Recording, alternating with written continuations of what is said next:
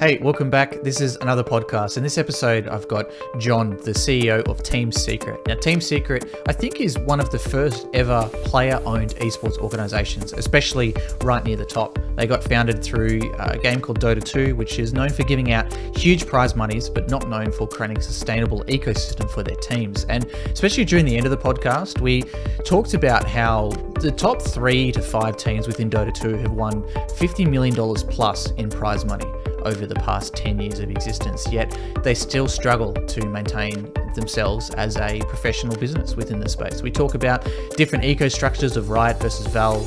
We talk about his expansion into mobile gaming into Southeast Asia away from Europe, and so many other things within this podcast. I really enjoyed this chat. I hope you do too. Takes a few seconds. There we go. John, we're live. How are you? I'm good, man. How are you? Glad to be on. Yeah, I'm good too, man. We're in a, like we talk about with everything, we're in a pretty serious coronavirus lockdown here in Victoria, but not doing too bad. But it's good to finally get on with you. It's been probably 6 months in the making, I think, to make this happen. Yeah, I think I messaged you like 6 months ago, and then we kind of talked off and on and just tried to find a good time to do this. But glad we're able to do it. Yeah, and off the back of an esports beer, nonetheless, which is what we'll talk about later. But sure. I guess the easiest thing to start off with is, can you just give like a quick elevator pitch, like on yourself, like your history, and then also what you're doing today with Team Secret. Yeah, sure. I mean, my pitch is like, I just love building businesses, right? So I come from a background in strategy consulting. And in strategy consulting, all we do is give advice to executives at big companies on how to run their businesses, what their strategy should be, how to be more efficient, all those things. And at some point during my career, I worked in strategy consulting for about 10, 12 years. And I said, let's apply this to something of my own venture. And then I got familiar with esports. I thought the demographics, the growth of the industry, and everything was fantastic. I've always been somewhat of a gamer. I had a strong affinity for the community, so I was just like, all right, let's do this. And then I was lucky enough to meet Puppy and some of the other members of the Dota team, and I said, well, this brand is something, so we can build something here. Are you a gamer yourself? Like what's your exposure to the industry before joining profession? Very casually, in that I game, but I suck at everything. That sounds pretty good. I mean, Dota 2 is probably the hardest place to start, right? Like it's a high skill ceiling, but also a high level of entry to understanding. It's the worst. As a new player, it's just like, I don't know how the players do it. I mean, they're just like, they're like super geniuses, right? Like when I see what happens on screen, and then I'm like, yeah, my mind cannot process that quickly. I play mostly League of Legends. But even there, and I'm like, just like normal, like gold elo, really shitty. Yeah. It's funny, like, and for those people listening who mightn't understand, there's like a sibling rivalry between League of Legends and Dota 2. Generally the two audiences aren't too friendly. So it's kind of comical, I guess, that A, not only does Team Secret have both League of Legends and Dota 2 teams, but also B, the CEO of the company, which is founded off Dota 2, plays League of Legends as well. Yeah. I mean, to me, right, when we came in, there was a little bit of a pushback, right, in the company itself around League of Legends and our direction. And my whole thing was like, look, we're all gamers. We all have an affinity and a love for a particular game, and so we don't want to discriminate against one or the other. It's just like, we want Team Secret to be a brand, an esports brand for everyone, right? Anyone who loves gaming, who loves esports. So that's why, we kind of just broke away from, all right, is it Dota versus League? Is it, PUBG versus Fortnite? It's just like, we want to do it all. Yeah, no, that definitely makes sense. So I guess the easiest place to start with Secret is talking about the foundations of it, right? So there was like I guess like Dota 2 has some interesting challenges and also some ways to uplift especially the players based around that. So can you talk about like the foundation of Team Secret, how it is different to say a traditional esports organization, and how the players are kind of at the center of everything? Sure. When I look out in the ecosystem, and not every team is like this, right, but a lot of teams are, right. It's kind of split, where a lot of teams are player owned, operated, and led, right? Which is really good for content creation, engaging with the community, that kind of thing. But usually, like on the business side, it kind of falters. And then you have a lot of new entrants into esports, where it's very traditional, business executive led, right? Whether it's a private equity company that invests into esports and just puts a leader in place, or someone from traditional media that comes into place and leads an esports team, where the connection to the fan base and the audience is not so great. And I'm generalizing here, right? There's all different kinds of other models. For us, we kind of saw this happening, and what we wanted to do was to say, okay, I come from a background of traditional business. I can come in, run the business, build the business, but we wanted to also have it very authentic, and have huge amount of player led influence into how we build the brand, into how we engage with the fan base and the community. And so that's why, working with the Dota team as kind of our foundation, we said, all right, let's build out Team Secret, originally a Dota team, but we can expand the business. We can build it into an actual business rather than just a player-led team. And even today, we on the business side, I run the business, but on the ownership front, we have some players that have ownership in the business, and are also involved in some of the day-to-day activities. And we've been lucky enough to have on the podcast and to create content with a few kind of what I call like OGs of the industry, especially we've had Gods, and an Aussie, he's been paramount in a lot of commentary and building the scene globally, and we had PPD, kind of like the shining light out of trying to build the scene in North America. We've had on Loda from Sweden as well, and I guess you guys have another one, especially, which is in the realm of Puppy. So I'd love to talk from your perspective around, and a lot of my discussion with PPD especially was around the business structure of the way that Dota 2 works versus other games. So there's like an article that came out recently about a Singaporean team which has just disbanded. It was like their kind of shining star out of that region, and one of the major reasons they said that it disbanded is due to just the lack of understanding or the lack of support from Valve, in the Dota 2 infrastructure. It's a great PR presence and create a lot of content around how the Dota 2 International is the largest single prize pool esports tournament, $34+ million. The first place team will often walk away with $10 million in the pocket. And it's fantastic if you're OG and you win 2 of those in a row. But it's not great if you don't qualify for the international, or, if you want to rely on something other than simply just prize money. So I'd be interested in talking about, how do you see the Dota 2 market? Obviously, you guys are in League of Legends too, so you see both sides of the fence, kind of that franchise, very strict model of you're turning up and playing at certain times, certain dates. You've got all that structure ahead of you, versus Dota 2, which is just really all over the place, but massive prize pools. Yeah, I think there are pros and cons of both models. I think in League of Legends, the model tends to be more even across, more equitable across in terms of opportunities for all the teams, right? And I think in Dota, it's very much like feast or famine. So if you look at all the TI teams, right, from previous TIs, it's like either you're a top 4 team and you kind of break even or / make a small profit, or you're not a top 4 team and you're just like losing money all the time. That's basically Dota, right? And it's like the prize pool is a little bit of a mirage, because in Dota, the vast majority of the prize pool goes to the players. And this is not a knock on the players, because I think the players are super talented. They deserve everything that they earn, right? But outside of prize pool, there's not a huge amount of other opportunities except for direct sponsorship for teams to actually thrive, right? And you need teams because not every player is like this. Some players are very amenable to being content creators and influencers and all that stuff, but the vast majority of players I know just want to play, right? They just want to compete, they just want to play. And so in order for Dota and Dota brands to build into sort of a product, and to market the players, and to engage and build the audience and do all these things, you need orgs to do that stuff, right? Because the players are not going to do it themselves, and they don't want to do it themselves. They want to play, right? They want to figure out new strategies. They want to perfect their game, and so you need to have an ecosystem around that, supporting structure around that, to be able to enable them to do that, as well as create this product around Dota so that the fans can engage and consume it. I think the finances and the economic structure in Dota is dangerous, because the tier two scene, not super well supported. Even in the tier one scene, beyond the top four teams, I don't think you're doing too well. And you see teams exit, you see teams go in and out for these reasons, because it's like you either you're winning all the time and you're kind of stable from that because you do have some prize pool earnings, or if you're just like middle of the pack, number 7, number 8, I don't think you're doing too well.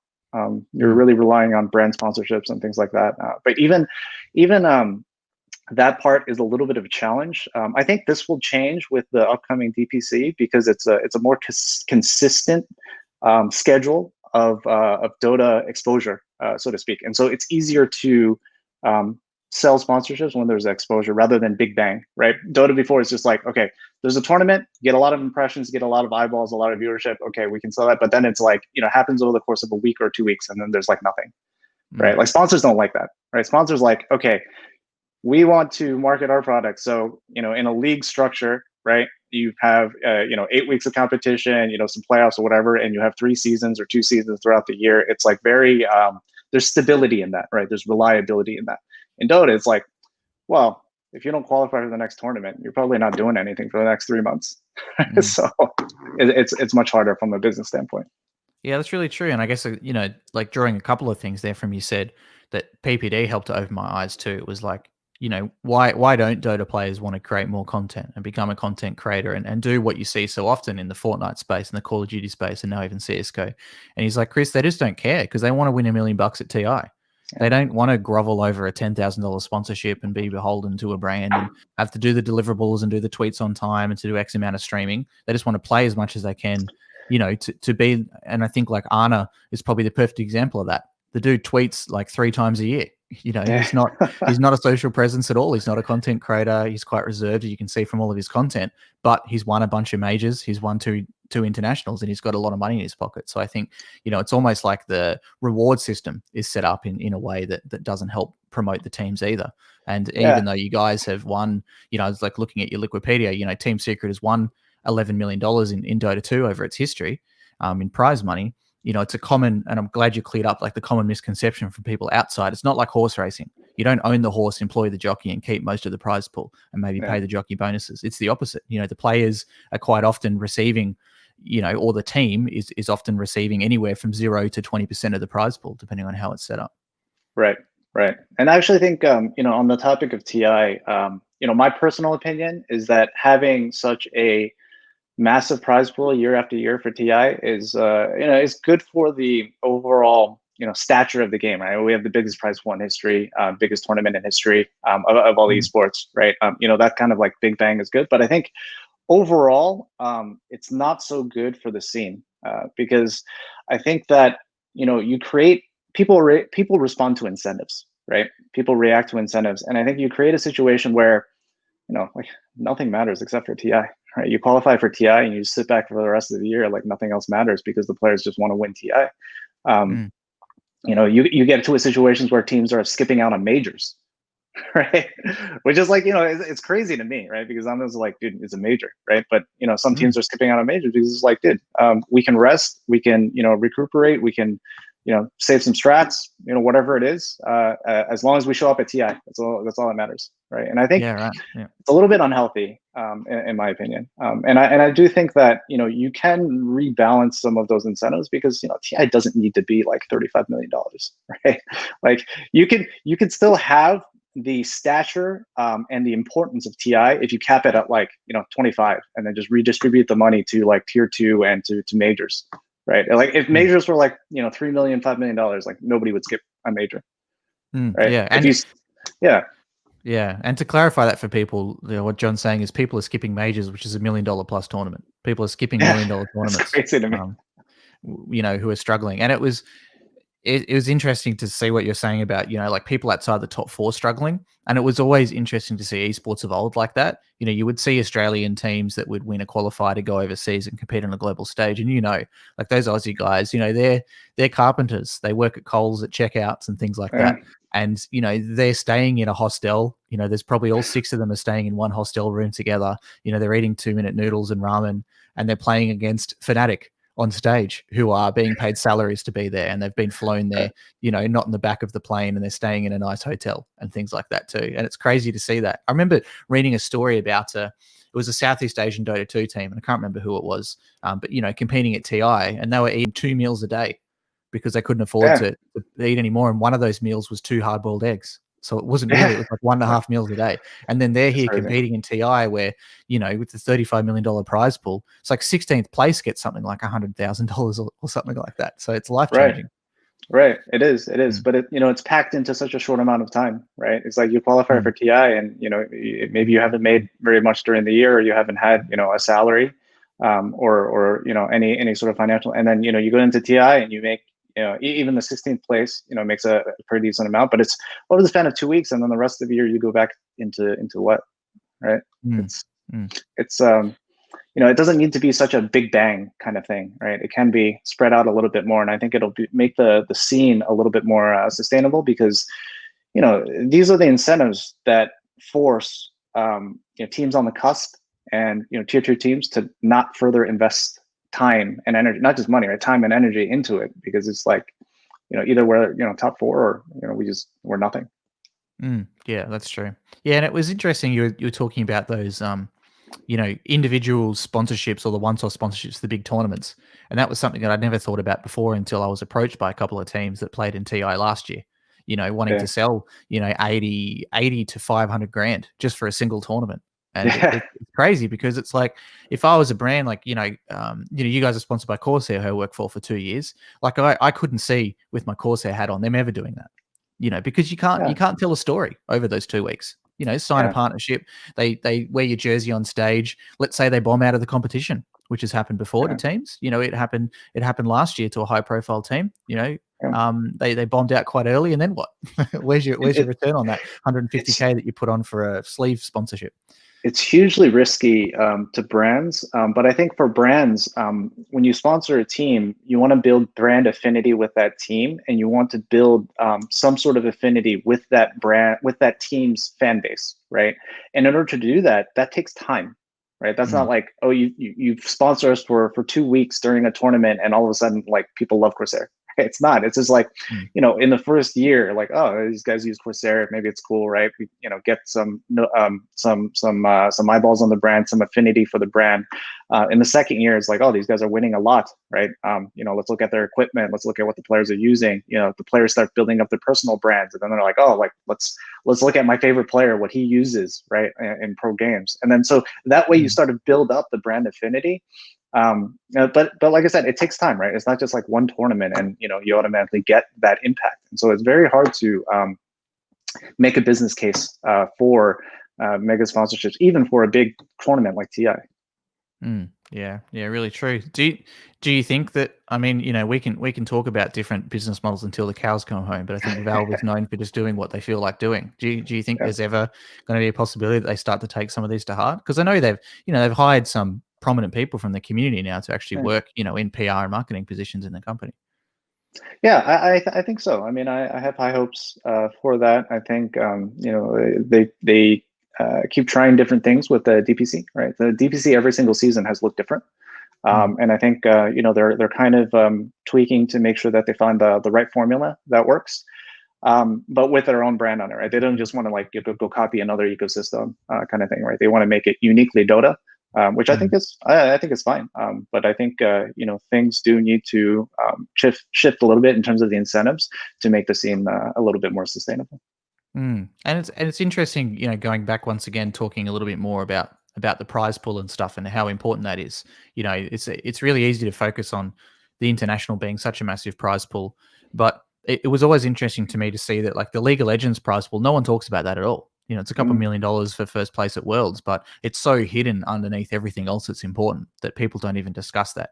And I've seen people from traditional sports bring up that too. I think people from esports love to make infographics where they compare Dota 2 to Wimbledon or to things like that as well. But, these players, they're not, what's the prize pool of Formula One? I have zero idea. Is there a No prize idea. pool in the Australian Football League or NFL? I don't have any idea. But you Yeah, know that if you sign to the NFL, it's a minimum $300,000 contract that you're signing on to. And you yeah, know that if you're signing up to the LCS, the common starter contract for someone is around 300K over multiple years as well. But yeah. you know, you don't know that in Fortnite. You don't know that in Dota 2. And it's really interesting seeing this in Fortnite now too. They're doing very similar, you know, to what Dota 2 is. Epic Games has made it very clear they just don't care about teams whatsoever. You know, during Right, the World Cup last year, there's zero promo for right, teams. They just talk about the players.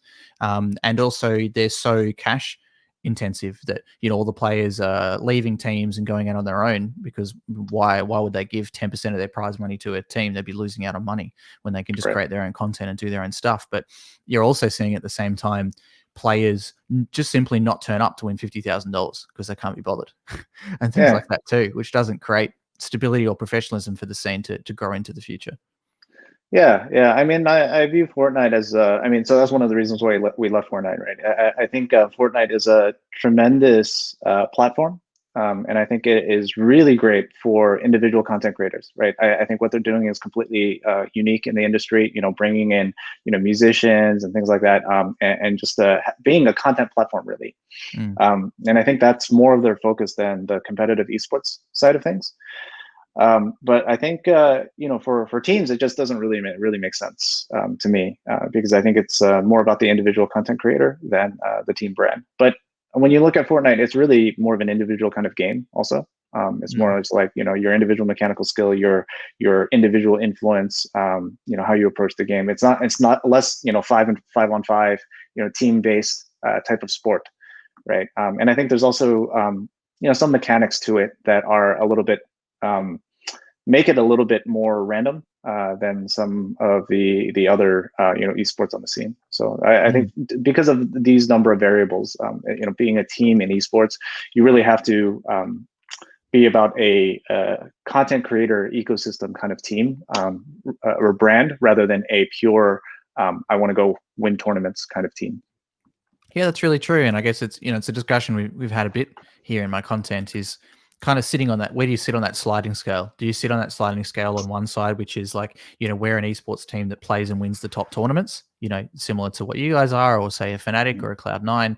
Do you sit somewhere in the middle, like 100 Thieves, who, you know, is as concerned about their merchandise and their, you know, cash app tournaments and their content creator house as they are about winning in LCS? Or are you like FaZe, which, you know, affectionately, they're pretty much not even an esports team. You know, they've got a Yeah, CSGO squad they don't talk about a lot because yeah. they're just kicking so many goals in all other areas of content creation.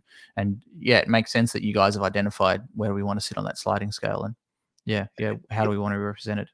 I do think that there's no, you know, right or wrong way to approach it, right? Because I think you can be very successful in a number of different ways, right? Like FaZe, for example, like hugely successful, right? Probably like, you know, the best, you know, known brand in, you know, quote unquote esports, and they have like content creators, musicians, sports stars, everything, right?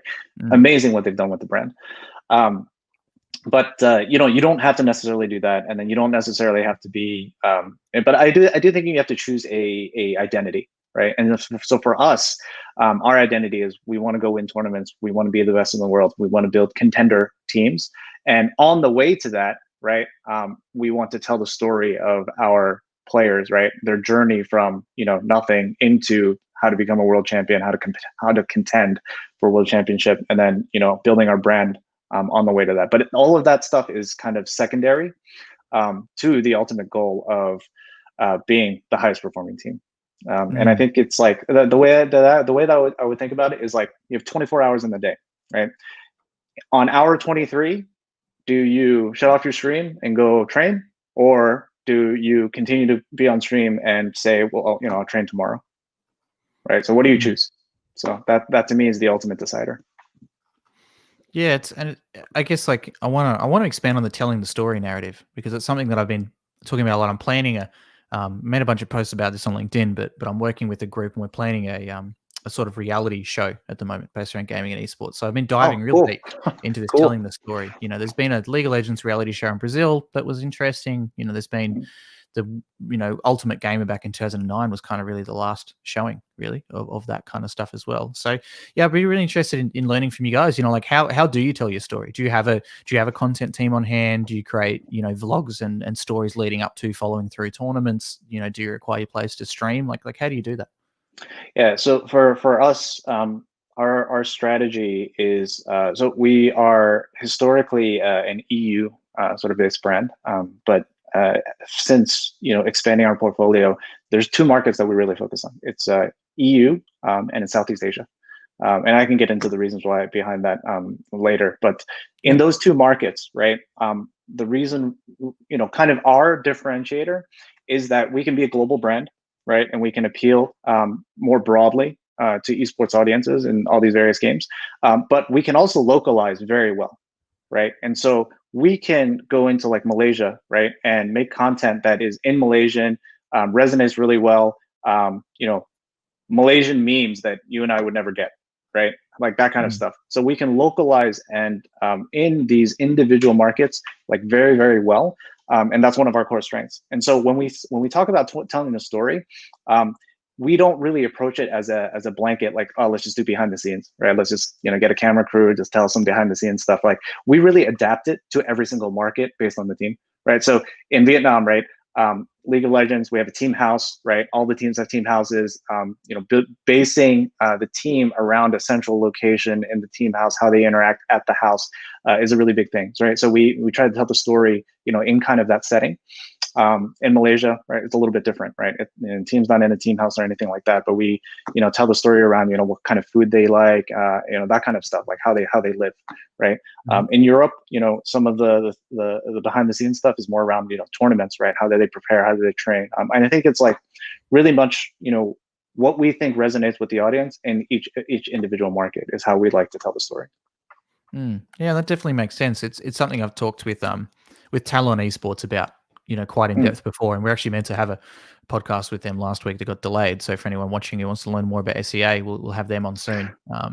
But yeah, talking about that, just the different languages throughout Southeast Asia is intense. I think a lot of people just kind of lump it in together. I think people love to say APJ.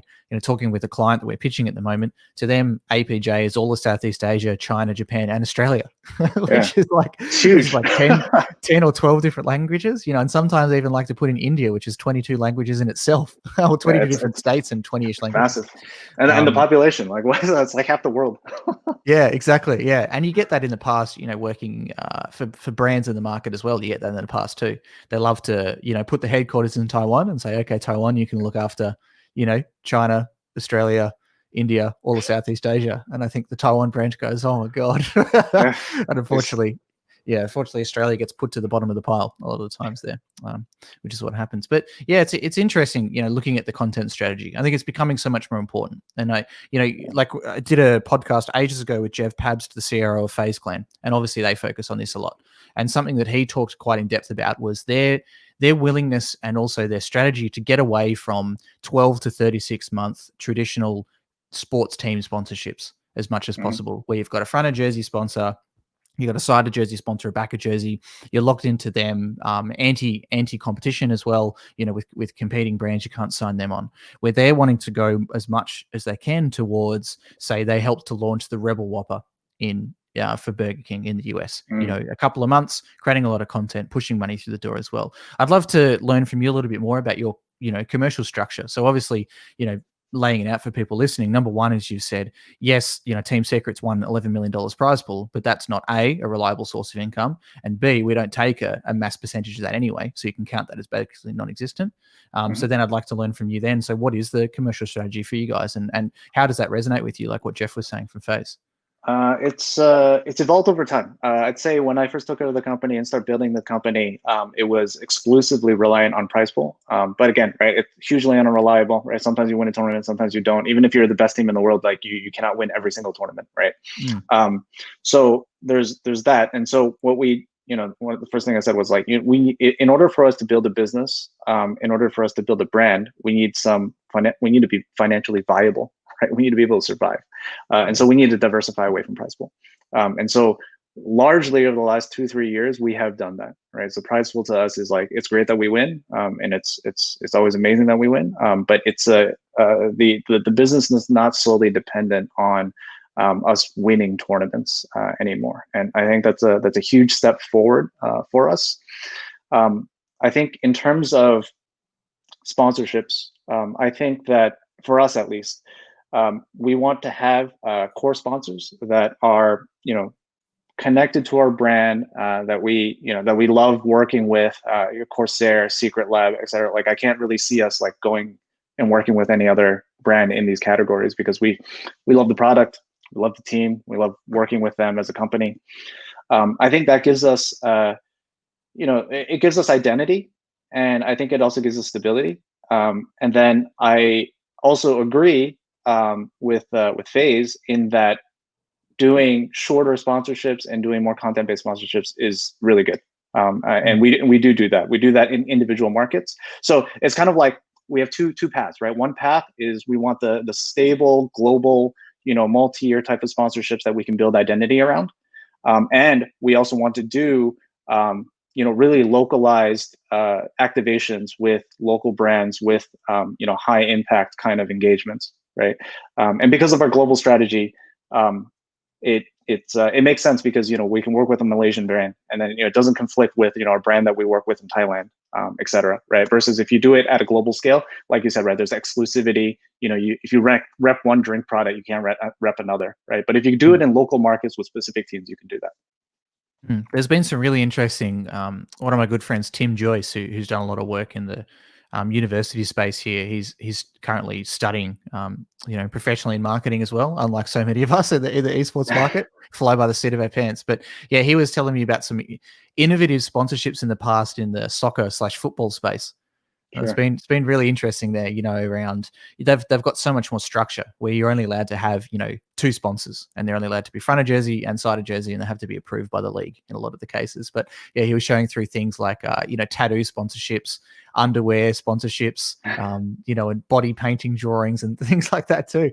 I wonder if we're ever going to get to that. But it makes sense what you were saying with, that hyper localization. And another thing that's, really stuck in my mind after doing a podcast with Nick Bobber from the Chiefs Esports Club here in Australia, who have, a lot of traditional partners on board like Marvel and L'Oreal, for men's care and things like that too. They received some new investment, and one of those people is a manager and owner of a $45+ billion portfolio of companies. And oh wow! I think one of the smartest things I've ever heard from that guy is he tasked them with doing a profit and loss per team. And I think that's a thing that many esports teams could probably take advantage of, whether you're a tier 1, tier 2, or tier 3, and thinking about that. How do you enter a new game? And, let's say, you sign with Logitech. What do Logitech care about? They might be releasing a bunch of FPS mice. Well, that means that can probably be attributed towards a CSGO team or a Valorant team or something like that. What are Corsair's goals, for example? Corsair signed especially when Secret was on the top of the world. So it's obvious that Dota 2 and MOBA was an advantage for them. So can you attribute that sponsorship, to that kind of goals and things like that too? So I'd be interested in, I guess, like a 2-pronged question for you is, number one, like, what do you think of that idea, like a P&L per team? And number 2, how do you as a team owner decide to get into a new game? Like, what's the sort of process? Okay, that's a big question. Okay, I'll do the first question. And then we can do the second one. I think P&L game is useful. It can tell you a number of different things, but I think it's important to not let it be the end all of everything, right? I think it's not so simple to just say this team's unprofitable, so we just get rid of this team, or this team's profitable, so we get this team, for a number of reasons. One is there are brands that sponsor you at the brand level, right? It's just like, you operate a number of teams, right? It's hard to say, this team is the one that we really care about, or this team is the one that we really care about. It's just like, we like the brand, right? Like Team Secret as the brand. Like, for example, right? Like Secret Lab, right? It's just like all the gamers use chairs, right? All the gamers use chairs, even our mobile gamers, right? Sit on the chair. So it's really hard to say, oh, it's really because of this team or that team. So the attribution is not always so clean cut, I think, because there are definitely brands that are like, we want to go into this market, right? And so then it's just like, it's definitely the Malaysian team, or we want to get into this type of game, right? So mobile gaming, right? If we get a phone sponsor, it's like definitely mobile game. So there is that kind of attribution, but it's not always so clean. And then the second thing is, I think it's more important to look at the overall portfolio, because when you look at esports as a very fast moving industry, there's new games that come out, there's new esports that come out, right? And so you're actually okay with taking a loss on some of the new ones that come out because it's an investment, right? It's investment in growing your brand, for instance, right? It's an investment. Like, I don't think we've ever made like $1 off of Fortnite, for instance, right? I think it's just like, it was investment because it was good for our brand. It was good for, creating personalities. It was good for, the hype around Fortnite at the time, that kind of thing, right? And so it's just like, okay, you're okay with taking like the dollars and cents P&L loss on that, because you get the intrinsic value back in growing your brand. So I think it's important to look at the overall portfolio holistically like that and make the decisions that way, because it's not always about the dollars and cents. Sometimes you're okay with taking losses in order to, making a longer term investment. Maybe that, this particular team is not going to be profitable in year 1 or year 2, but maybe in like, you think in year 3, 4, 5, it might, either break even or be profitable. And then there's other things that you do because it's good for your brand, and not because it's good for your profitability, your bottom line.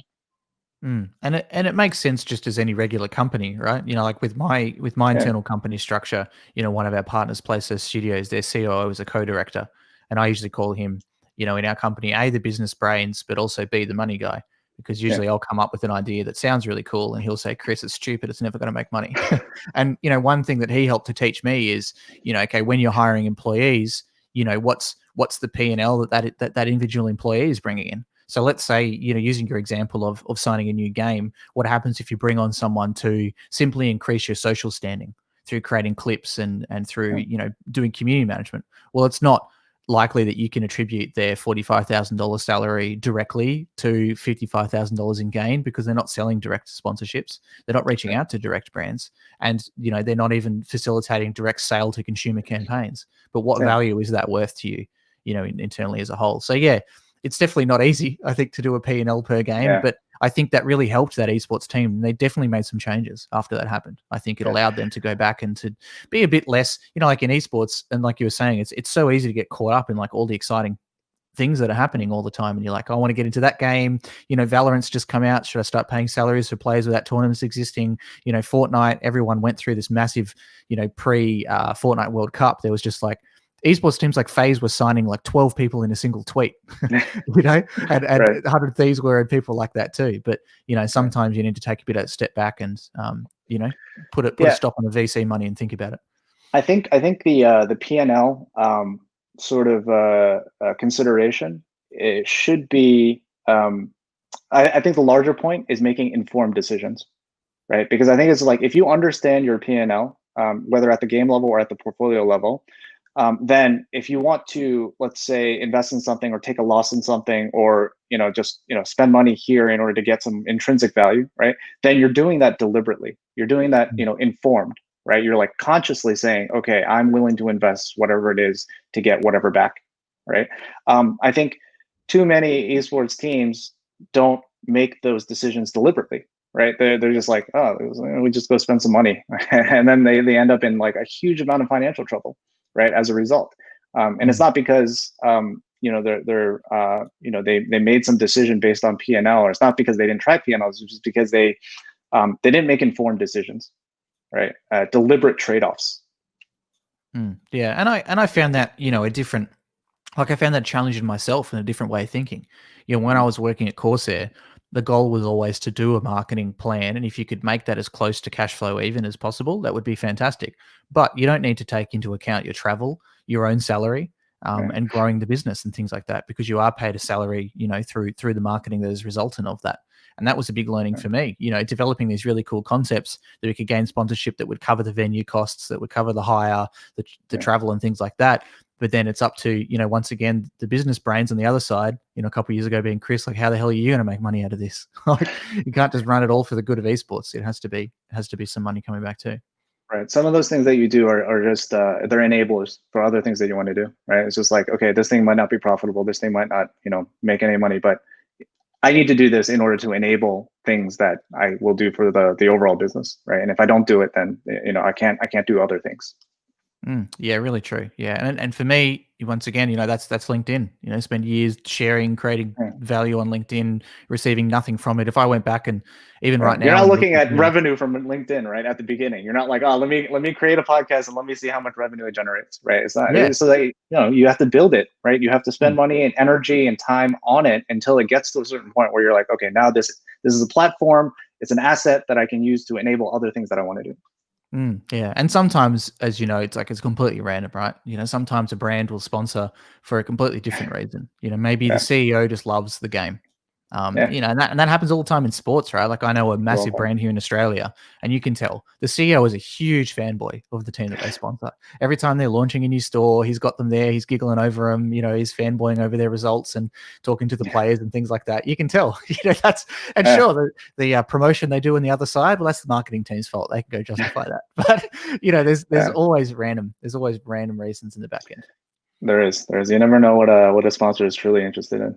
Yeah, Sometimes it's exactly. a passion project. Yeah. So deciding to get into a new game for you Yeah. guys. So obviously, you've led in with a couple of things. Like, does it make sense for our messaging for the business? Is this a team that has the performance capacity to win, and do they fit like our culture? Two, you also said regions. So obviously you focus on EU and Southeast Asia. I mean, besides that, a new game, say like Valorant comes out. Mhm. What are the 3, 4, 5 key decision points that you make to say yes, I want to invest, or no, I don't want to enter into that game? Yeah. To us, I think the publisher is very important because I think whether a game has success or failure is I think very dependent on the publisher itself, right? And some games just get out of control, right? They're just like super popular, catches fire, becomes viral in the community, right? Great, but I think um, the amount of infrastructure and support and development of the competitive scene of the publisher is hugely important for the sustainability of the game, right? And I think you can see it in a lot of games that like Tencent is involved in, a lot of games that like Riot is involved in, because they have like really great infrastructure. They have everything in place. They know how to run ecosystems, leads, all that stuff. And it's you contrast that with some companies that are less experienced in these things, and the game might be great, their player install base might be great, but then on the competitive side, you run into huge issues. Right? You run into huge issues on production. You run into huge issues on how to promote it as an esport. All these things, and it's really hard for a team to invest into the scene without that kind of stability, the backing of the publisher.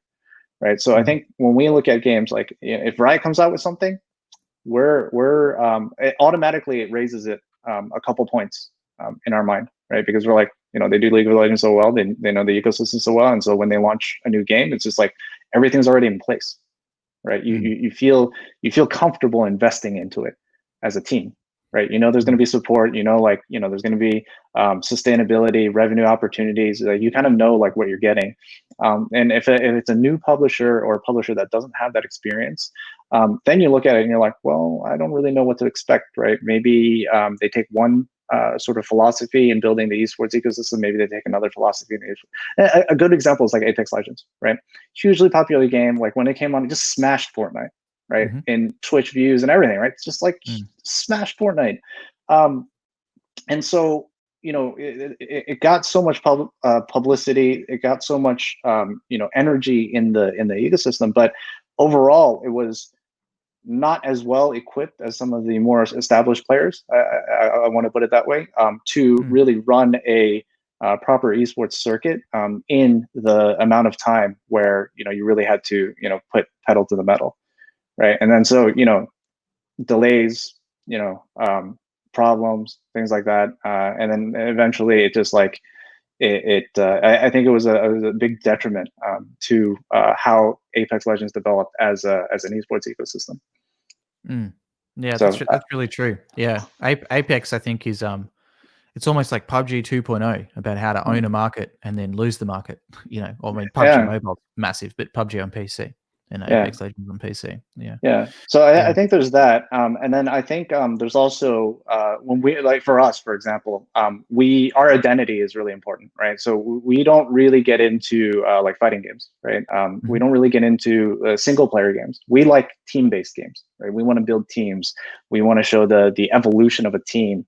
The entry and exit of players, how that changes the makeup of the team, all that stuff, right? I think there's a tremendous amount of story around that, and so that's what we want to focus on for us. And then also for us, the different regions, right? We want to focus on EU and we focus on Southeast Asia. And so that's a huge consideration for us.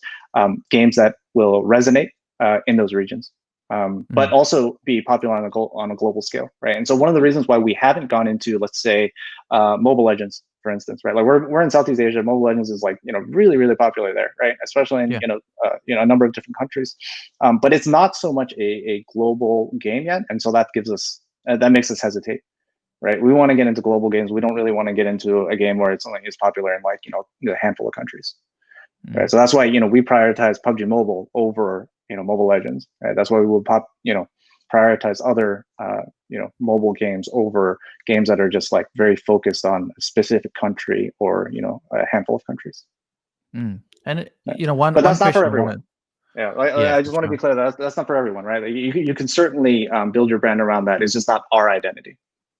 Yeah, for sure. And a question I want to start asking more, team leaders as well is around fatigue. Mhm. How do you find that spot when you've got too many different types of teams, within your organization? And the example I mainly use is, if you're a traditional fan of Fernando Alonso in Formula One, and then he starts tweeting all the time about swimming, and he starts tweeting about Valorant, and then also he starts tweeting about, I don't know, duck hunting. How relevant is that to his market and his followers? Do they say, well, I'm going to tune out because I follow this guy purely for Formula One in his life? Sure. So how do you find that fatigue point when you've just simply got too much different, too many different messages coming through, too many different games? I well, so I think the example is a little bit different because I think different esports are a lot closer to each other than like Formula One and like duck hunting, for example, right? I think a more relevant example would be like if Formula One guy started doing like NASCAR racing, something like that. Mm, Right? It's like similar, but it's like adjacent, right? At least there's like yeah, yeah, similarities. better example. But I do hear your point around the fatigue. And I think that the way we manage it is that look, we have different platforms, right? And the different platforms have different demographics also, right? And so when you look at like Twitter, for instance, right, our Twitter following, the demographics are mostly pointed at the West, right? So like our North American followers, our EU followers, et cetera. And of course, there's also Southeast Asian followers on Twitter also, but I would say the demographic like majority, right, would be more for the West. And so when we do social media and stuff, we will post more around games that are focused more in the EU region on Twitter versus like Facebook, where on Facebook our fan demographic is mostly Southeast Asian, and so Mm, we will emphasize more those types of games that resonate with that type of audience. So we kind of match the social media engagement with the different platforms and the different makeup of the audience for each of those platforms. mm, So I mean, we post big news across all of our platforms, but it's like the daily engagement, the smaller things, the more pointed things, where we select the platform based on where we think the audience will resonate most with. That makes sense. That makes sense. And it's just funny. I was just thinking as well before you were saying about how the publisher is so important to getting into a game, but then coming from a history of Dota 2, it's like a that, that's always a hard one. It seems we just spent 30 minutes kind of crapping on the way that they do esports.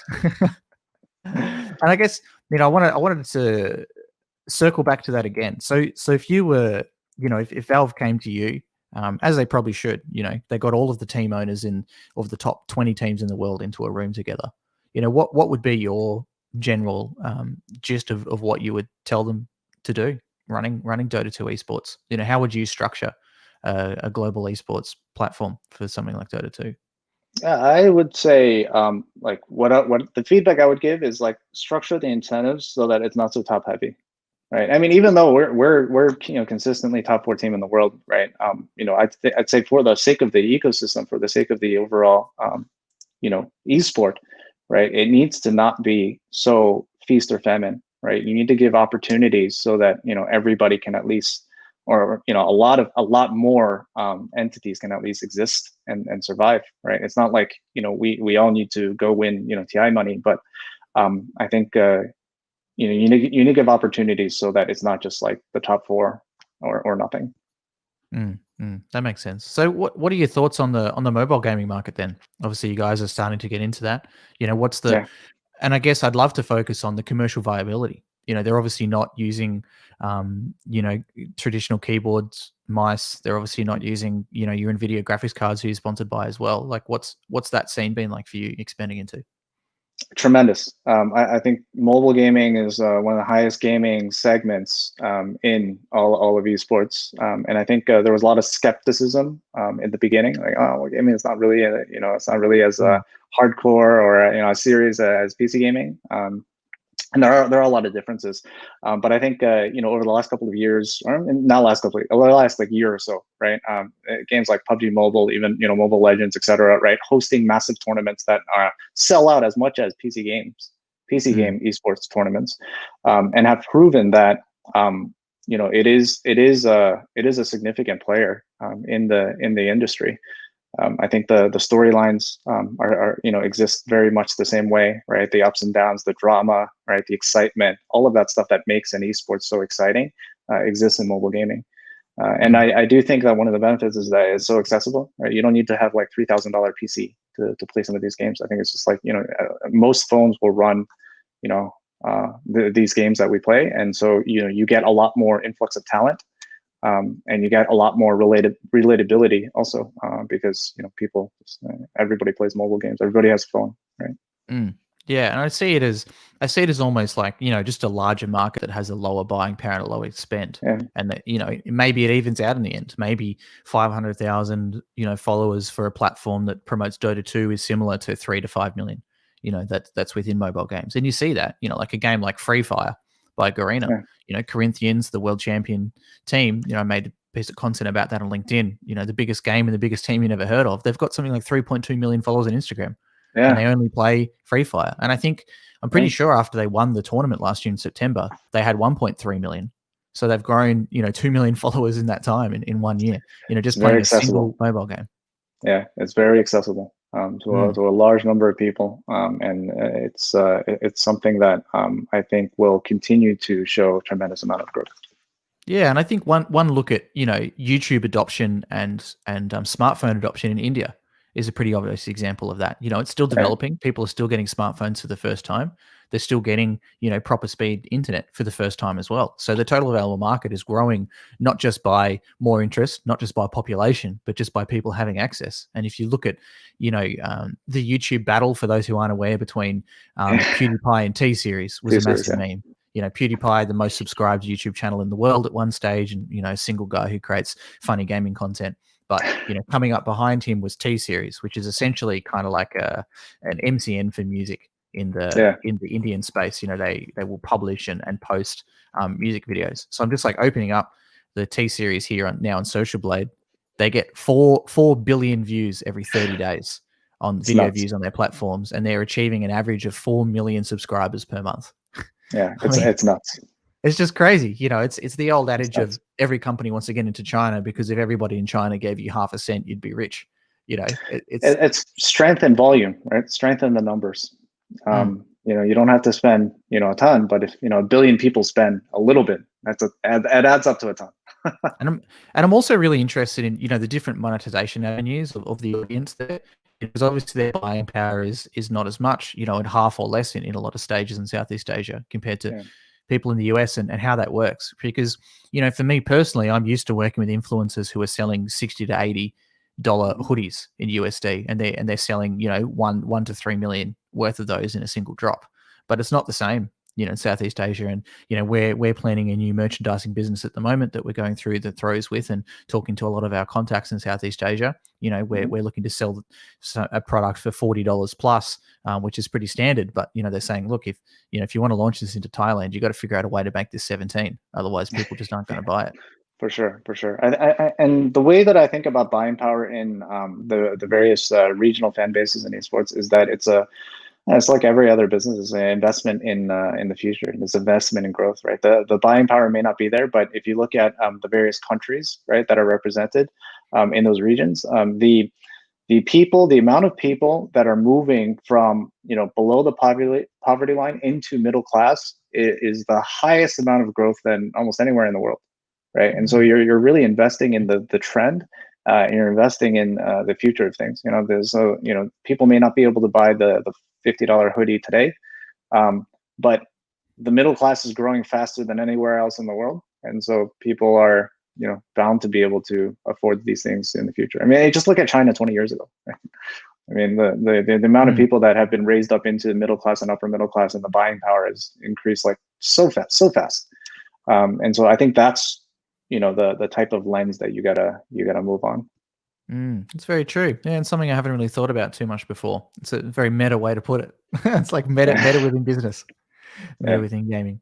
So where as we're kind of coming to the end of this chat as a whole, where do you see some trends in esports happening globally right now? Do you see more teams from the West expanding to the East?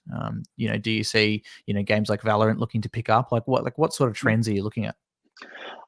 In terms of West versus East, I think I don't think so. I think it's going to be up to the individual esports team, because I think every esports team has to have their own identity. I think that's very important, right? So I think it's just like, if you're the French team, you got to be the French team, right? If you're the European team, you got to be the European. If you're like USA team, you got to like it's. I don't think it's very authentic or genuine to be like, oh, all of our teams are based in one country, and then because like this other region is growing really fast, we're just gonna have some random team over there. Right. I think it's just like, okay, like it might do something for your brand, but at the end of the day, it's just like, you're not doing it like very authentically, and it doesn't really align with what you are as a brand in terms of identity. Right. I think it works for us because, we set out trying to do this. Right. And so it's not like we just have a random team somewhere. It's like we actually made tremendous investment in Malaysia, in Thailand, in Vietnam, et cetera. Right. And we continue to make a lot of investment in Europe. And so our brand is about, global, but focused in these two regions. I don't think every team can sort of do that. But I think, you don't need to do that to be successful. I think there's a number of ways you can be successful, right? You just have to be clear on your identity. So there's that. And I think overall, I think we touched upon a lot of them, which is, mobile gaming, I think it will continue to be a force. I think it will.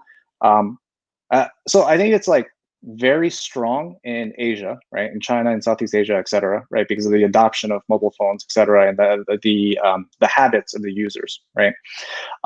But I think it will also grow globally as technology expands, right? So like 5G, for instance, right? 5G will make mobile gaming reach an even greater level, right? Lower latency, higher graphics intensive games, things like that. And I think this will lead to wider global adoption, right? So like, in the past, it's like, if you want to do mobile gaming, you have to go into Asia, right? Because otherwise it's just not very relevant in some of the other markets. But I do think that that will start to shift as the technology matures. That makes sense. So I'd be interested to, it's going to be very interested to watch your, further expansion into the mobile space and see how that works, and obviously, you guys are pretty heavy into League of Legends over in Southeast Asia as well, which is, such a massive, PC dominant force over there too. Yeah, and to your question about Valorant, I do think it will be significant. Like I said, I place a lot of trust in Riot, and I think for us, we're looking at various options. We haven't really gone into yet. In terms of like what we like to do in terms of getting into a new game, we'd like to kind of see how the scene kind of develops. We like to have the scene in a little bit more of a developed state before we get in, right? Because I think there needs to be like a circuit, right? There needs to be a league, something like that, that we really can like sink our teeth into and really be pointed in our investments for us to take that step. But it is something that we're looking into very strongly. And we're looking into different markets for it because I think it's popular in a lot of different markets. And as quite a few people have pointed out too, they're doing with Valorant what they did with League of Legends in the start. Empowering third-party companies to kind of build the scene for them and to validate their product and to test it in the market before they take over and do their own thing. I think people forget that Intel Extreme Masters used to be like StarCraft 2, CS 1.6, League of Legends. Yeah. And now it's just CS:GO. So, it's definitely that kind of stuff, happened in the past. But going to be interesting to see what happens in the future. Obviously, a ton of, CS:GO pros coming out of the woodwork or leaving the game entirely to go across to Valorant. So that if nothing else, shows some confidence from them, leaving the Valve ecosystem and going into Riot's infrastructure. Yeah, I agree. So if anyone wants to follow you online or talk to you or catch up with you, where can they do so? You can't actually follow me online because I'm not on Twitter. I'm not on like pretty much anything. And so that's actually a purposeful because I think that I get a lot of my news from Twitter, right? And I keep a very close pulse on the industry through Twitter. But I think that being CEO of a global esports brand, it's very dangerous to be on Twitter. Somebody's going to be offended over something that you tweet. So it's just better that I'm not on Twitter. But you can definitely follow the team. So Team Secret on all social medias, and I have my fingerprints over all the content that we make and everything. I'm very hands-on. So if you want to interact with me directly, LinkedIn is the best place to do so. Yeah, fantastic, mate. Sounds good. Well, thanks for coming on. It's been really interesting to talk to another stalwart in the Dota 2 space. I think if Valve was to listen, everyone I've talked to so far has pretty much said the same stuff.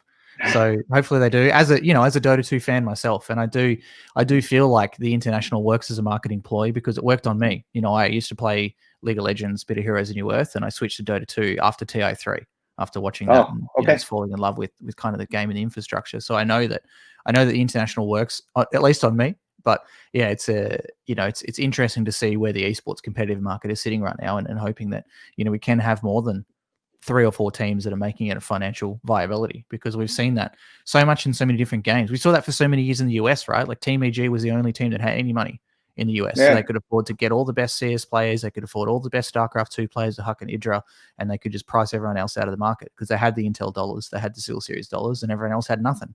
At best, Check 6 was getting $600 a month from TG Esports and things like that. But like you were saying, you need to make that more even infrastructure because it helps to rise the whole industry. You need to have those competitive battles between the top teams, and there's so many stories and so many things to be uncovered. And I think Red Bull and OG have done a fantastic job, but I think it needs to come more from the team side, not the sponsor being the enterprising brand that is Red Bull. The team needs to have enough funds and needs to have that infrastructure where they can say, yes, we can now afford and justify to hire a 4-man internal camera and operations team, to create this content and things like that. Right. I mean, I would love to have more teams, more I mean, people, more orgs would be more competition, that kind of thing. But it's actually great for the industry, and something that's good for the industry is good for everybody. Yeah, and one question I just remembered that I forgot to ask you. I'd love to get your thoughts on what Nigma have done. And do you think that'll be something that happens more in the future? So I guess like Dota 2 more so than in any other industry, your team is player owned. OG seems to be extremely player focused, and now also we've seen last year, one of the best teams in the world, Team Liquid, their Dota 2 team after winning. I've put together the number a few times, I always forget, but it's something like $15 million over the past 5 years or whatever, left to create their complete own player organization, Team Nigma. Do you think that that's something that'll happen, more often in the Dota 2 space? I think it'll continue to happen. I think success is TBD. Kind of depends on what they do. I think it's very early. I like what they've done thus far. I mean, they've built a good brand identity. Just TBD on the next steps that they take. It is a tough road. I mean, I'll tell you, right? It's kind of like how Secret started, like 3-4 years ago. It's kind of like what they're doing now, and it has not been an easy road at all. So like for Secret, right? One of the defining things that I set out to do when I joined Secret was, can we build the brand big enough and strong enough so that when Puppy retires, Team Secret is still an amazing brand. right? And I think that's what you got to do as a player-owned org, right? I think like some of these players, right? They're carrying the brand right now. They're carrying the team right now, right? You mentioned OG, you mentioned Nigma. It's just like, okay, when those guys retire, can the brand still survive? And I think that's really the good. main question you got to answer. Yeah, that's a really good point. I haven't thought about putting it that way before, because you would say with FaZe Clan, if Rain and Adapt and Banks retired, yeah, FaZe will still be a massive brand. But it's right. Like if No Tail and Seb leave OG, like if are they they still retire, OG? is OG still a thing? Right? If Kuro retires, is Nigma still a thing? You got to answer that question. If you want to survive, you got to answer that question. That's really true. And I guess to harp on, like I was talking about the prize money as well, this is probably unfathomable to people outside the industry, and almost to me too. Just looking at a document here I've got, Nigma has won $17.7 million prize money. And you guys have won $11 million prize money. OG has won, even more, 25 plus million. And this is all in USD. Yet still, it's hard to create a sustainable business. Like, it's crazy. It's crazy that these three teams together have won like almost $50 million prize money, yet still struggle to say like it's an easy to make a sustainable business in this game. Yeah, that's right. That's right. I mean, that's the nature of the Dota incentives, right? That's why it's gotta shift if you want sustainable brands for the long term. Yeah, fantastic. Well, thanks for coming on, mate. We're going to have to do a follow-up, I think, in the next 6 to 8 months. Love the conversation, man. Yeah, fantastic. So thanks to you, and thanks to everyone for tuning into the Big Esports podcast, whether you're watching live here on LinkedIn, the YouTube video back, or whether you're listening to the audio-only version of the podcast. We've shifted the release schedule to around Thursdays as well, so hopefully you're enjoying the content, hopefully enjoying the increased video content on here as well as LinkedIn and YouTube as well. Thanks, guys. Bye for now.